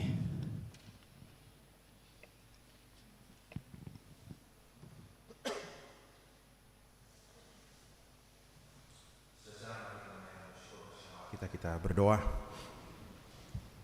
Terima kasih Tuhan, firman boleh diberitakan dan kami boleh menaikkan puji-pujian kepadamu. Biar seluruh rangkaian ibadah hari ini menjadi satu pengakuan kami, iman kami tentang penyertaan Tuhan yang tak pernah usai dalam perjalanan kehidupan kami. Ada masa-masa yang sulit, kami kehilangan banyak hal mungkin dari perjalanan kehidupan kami. Tapi kami percaya Tuhan Allah terus mengasihani kami dalam beragam kesulitan kehidupan kami. Kami percaya pada karya pemulihan Allah pada waktu terbaik. Kami percaya pada penggenapan janji Allah pada waktu yang terbaik. Tuhan anugerahkan yang terbaik untuk seluruh keberadaan kehidupan anak-anak-Mu. Lawat secara pribadi dalam kehidupan keluarga, izinkan mereka mengalami perjumpaan yang sungguh dengan Tuhan. Pekerjaan, jerih lelah, usaha mereka, seluruhnya Tuhan berkati. Dan biarkan Bapa damai sejahtera Allah terus menjadi bagian kehidupan segenap rumpun keluarga. Anak-anak kami, cucu kami dalam segala kehidupan mereka, perjuangan mereka mencari pekerjaan, perjuangan mereka dalam pendidikan, Tuhan dimanapun mereka berada, cukupkan apa yang menjadi kebutuhan. Izinkan anak-anak kami boleh meraih hari depan terbaik seturut dengan kasih karunia dari Tuhan. Terima kasih Bapa di sorga. Kami terus berdoa untuk seluruh kehidupan pelayanan di tengah-tengah jemaat-Mu. Rencana penyelesaian perampungan pembangunan gedung Bunga Lalan ini Tuhan, dengan segala kelengkapan sarananya. Pekerjaan tim sejarah Jemaat Rantepao juga terus bekerja. Kami doakan semua berjalan dengan baik. Dan semua rangkaian kegiatan pelayanan perjamuan kudus pada 2 minggu mendatang tanggal 12 Oktober juga kami serahkan ke dalam tangan Tuhan. Biar boleh berjalan dengan baik dalam kasih karunia Tuhan. Kami berdoa Bapa untuk semua kegiatan-kegiatan pelayanan lebih jauh di tengah-tengah jemaat Tuhan. Kami ingat rencana perkawinan anak saudara atau saudara kami, saudara Febrianti Leonard Kadang dengan saudari Dedewi Astuti pada tanggal 9 Oktober mendatang di Gereja Toraja Tamatiku, Tobadak, Poso, Sulawesi Tengah. Kami doakan semua berjalan dengan baik dalam topangan kasih karunia Tuhan. Juga kami berdoa Bapa secara khusus untuk saudara Binta Ratung yang besok berangkat ke Lubuk Timur. Kami berdoa Tuhan untuk perjalanan saudara kekasih kami ini. Anugerahkan dan berikan yang terbaik. Selama berada di sana, dia boleh menikmati penyertaan dan pemeliharaan Tuhan. Juga kami berdoa secara khusus Tuhan untuk beberapa keluarga yang berduka cita. Kami ingat keluarga dari almarhumah Ibu Esther Silambi, Mama Evi, keluarga dari almarhumah Ibu Martina Dazima, omanya Lona, keluarga dari almarhum Bapak Simon Sampai, orang tua dari Herlince Esran dan Rambung. Juga kami berdoa untuk keluarga dari almarhum Bapak Sulaiman Sampai. Tuhan, mereka berduka karena kehilangan orang-orang yang mereka cintai. Kami doakan Tuhan menguatkan mereka melalui Roh Kudus-Mu, mereka beroleh kekuatan penghiburan, dan seluruh keluarga boleh melihat bagaimana Tuhan menopang mereka dalam seluruh kelanjutan kehidupan ke depan. Terima kasih Tuhan. Kami juga ingin berdoa untuk beberapa dari jemaat-Mu yang sakit, baik yang dirawat di rumah sakit maupun yang mendapat perawatan di rumah. Kami ingat opanya Dea, Ibu Emi Talesang di Jakarta, Bapak Yohanes Limbong, Bapak Frans Mangiwa, Bapak Paulus Balatan, Ibu Deka Tonapa, saudara kami Femi Rante Pasang, Ibu Elni Bella, omanya Ata, dan mungkin beberapa dari mereka yang tidak sempat kami sebutkan satu persatu. Kami berdoa, tangan Tuhan melawat, menganugerahkan kesembuhan bagi mereka. Kami berdoa untuk orang tua kami yang berada dalam usia lanjut dan tidak bisa berkumpul bersama-sama dengan kami dalam ibadah bersama di gedung gereja ini. Kami berdoa Tuhan melawat mereka, menganugerahkan kekuatan, sukacita dalam menjalani kehidupan yang Tuhan masih anugerahkan bagi mereka. Kami juga ingin berdoa Tuhan untuk keluarga yang berduka omanya Kai di Ambon. Mereka juga berduka cita karena kehilangan orang-orang yang mereka kasihi. Tuhan melawat mereka dalam duka cita yang dirasakan. Kami juga ingin berdoa Tuhan untuk sejumlah jemaat-Mu yang Tuhan tambahkan usianya dalam sepekan ini. Ada 66 orang saudara, orang tua, anak-anak kami yang dituliskan di dalam warta jemaat. Kami bersyukur bersama mereka setelah kami berdoa. Tangan kasih setia Tuhan yang terus menyempurnakan sukacita mereka, dan seiring dengan pertambahan usia mereka terus bertumbuh dalam kasih-Mu, berkenan kepada Tuhan. Terima kasih Bapa di sorga. Kami terus berdoa untuk negeri kami Indonesia. Tuhan berkati Tuhan, Indonesia yang kami cintai, Toraja yang kami cintai. Berkati Tuhan pemimpin-pemimpin bangsa ini, pemimpin-pemimpin daerah ini. Dan biarkan Bapa seluruhnya diberikan hikmat dari Tuhan untuk sungguh-sungguh memikirkan, mengupayakan apa yang berkenan dalam pandangan Tuhan. Mohon pimpinan Tuhan. Kami merindukan Bapa, kami sungguh merindukan Indonesia yang semakin hari semakin berkenan kepada Tuhan. Indonesia yang semakin hari penuh dengan damai sejahtera. Terima kasih Bapa di sorga. Kami boleh memberikan persembahan syukur kami hari ini. Tuhan berkenan atasnya. Tuhan pakai untuk pewartaan Injil-Mu di dalam dunia ini. Dan seluruh ibadah kami hari ini berkenan kepada Tuhan. Ini kami Bapa, ini doa penyerahan diri kami, ucapan syukur kami. Tuhan mendengarkan. Di dalam nama anak Yesus Kristus, Juru Selamat kami, Kepala Gereja, kami berdoa sebagaimana yang Tuhan ajarkan kepada kami bersama-sama demikian. Bapa kami yang di surga, datanglah kerajaan-Mu, jadilah kehendak-Mu di bumi seperti di sorga. Berikanlah kami pada hari ini makanan kami yang secukupnya. Dan ampunilah kami akan kesalahan kami, seperti kami juga mengampuni orang yang bersalah.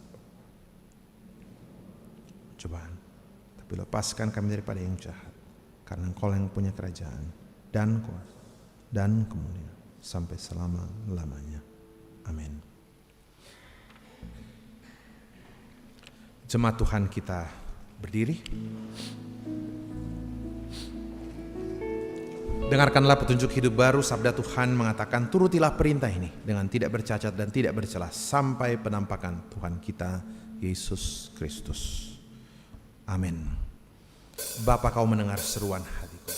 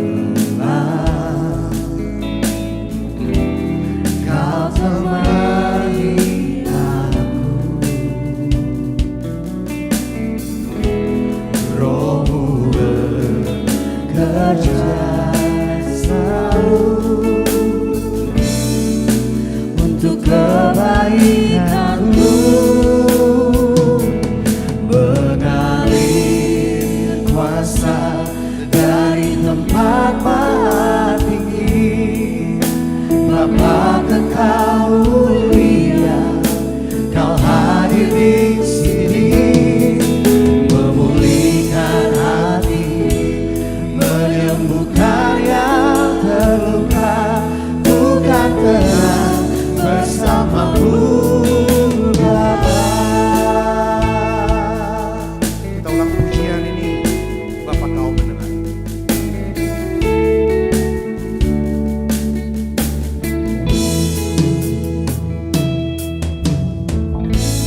Bapa Kau mendengar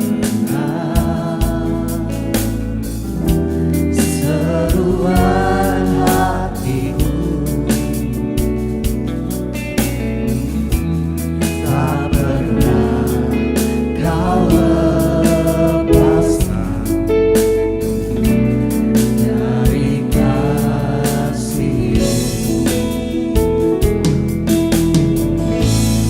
Lewat lembah gelap, Kau temani aku, Roh-Mu bekerja selalu untuk kebaikanku, mengalir kuasa dari tempat maha tinggi.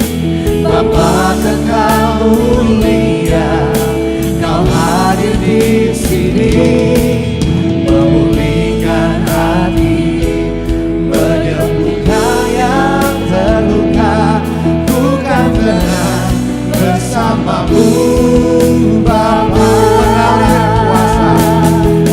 Mengalir kuasa dari tempat maha tinggi. Bapa kekal mulia, Kau hadir di sini, memulihkan hati, menyembuhkan yang terluka, bukan tenang bersamamu Bapa. Mengalir kuasa dari tempat tinggi. Mengalir kuasa dari tempat maha tinggi. Bapa kekal mulia, Kau hadir di sini, memulihkan hati, menyembuhkan yang terluka, bukan tenang bersamamu Bapa. Bukan tenang bersamamu Bapa, bukan tenang bersamamu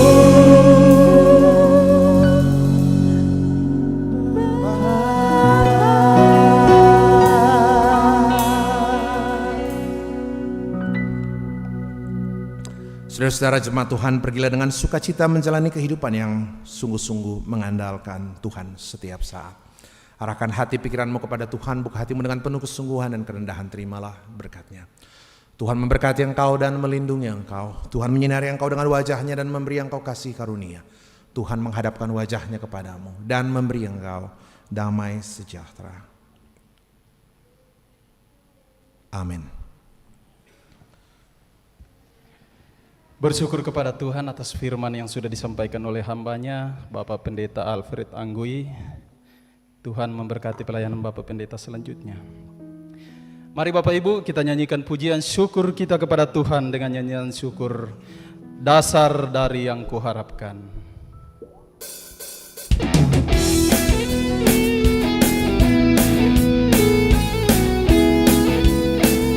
Tepuk tangan bisa.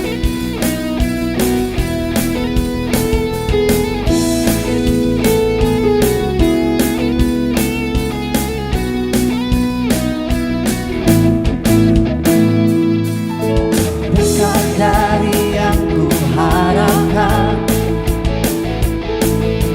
bukti dari segala yang tak kulihat. Iman berikanku kekuatan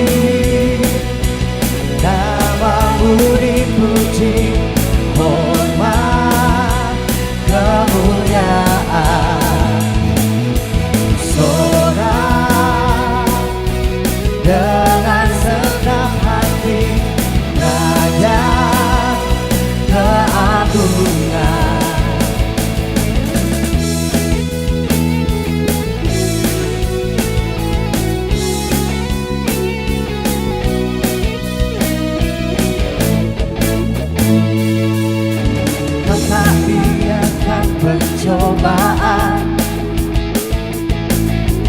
melebihi batas kekuatanku. Kau yang berikanku kemuliaan, semakin serupa dengan gambaranmu. Bersama Rohmu ku pasti menang. Kini namamu dipuji, hormat kemuliaan. Sorak dengan senang hati Raja keagungan.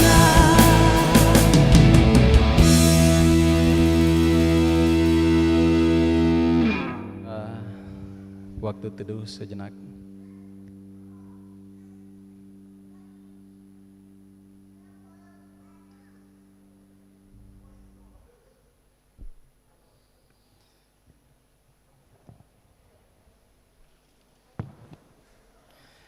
Terima kasih Bapak Ibu sekalian atas keteduhan kita dalam mengikuti ibadah kita pada saat ini. Tuhan memberkati, selamat hari Minggu. Shalom.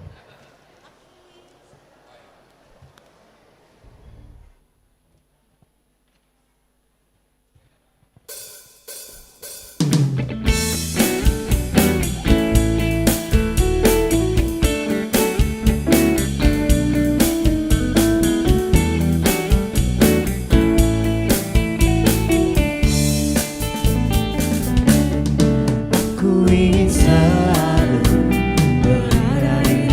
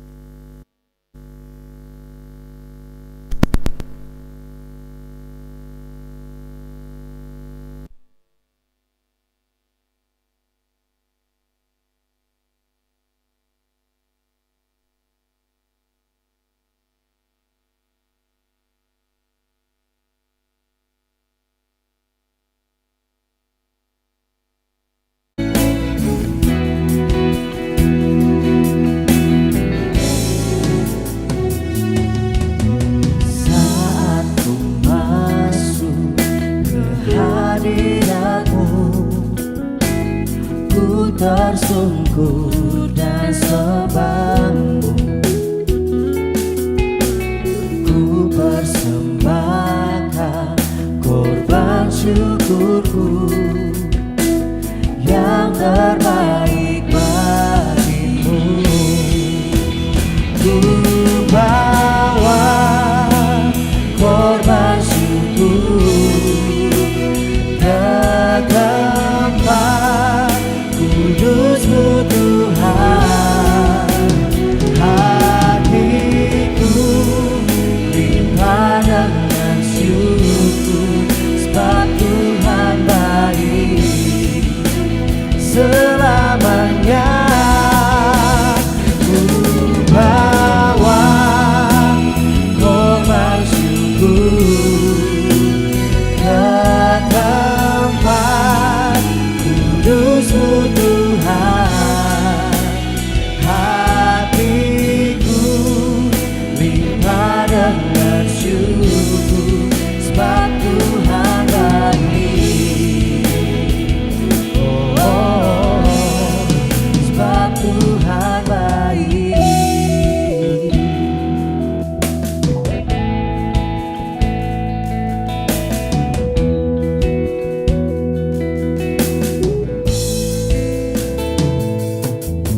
Saat ku masuk ke hadirat-Mu, ku tersungkur dan sembah-Mu.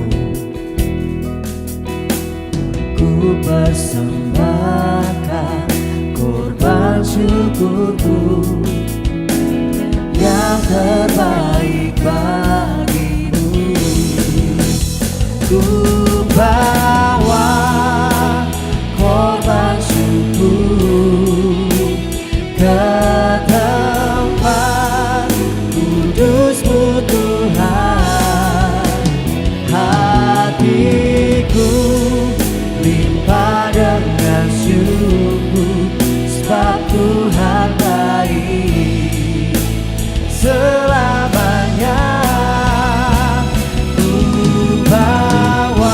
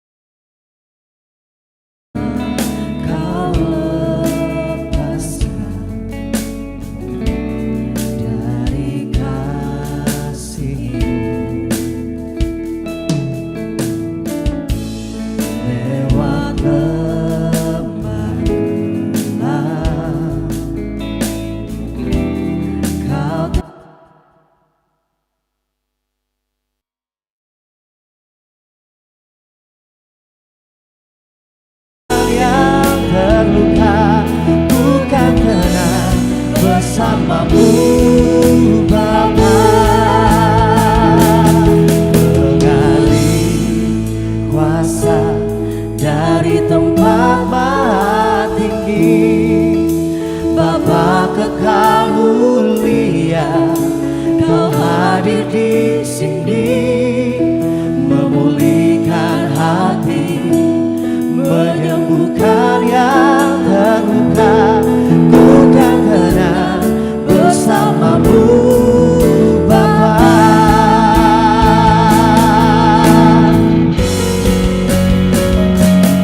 Mengalih kuasa dari tempat maha tinggi.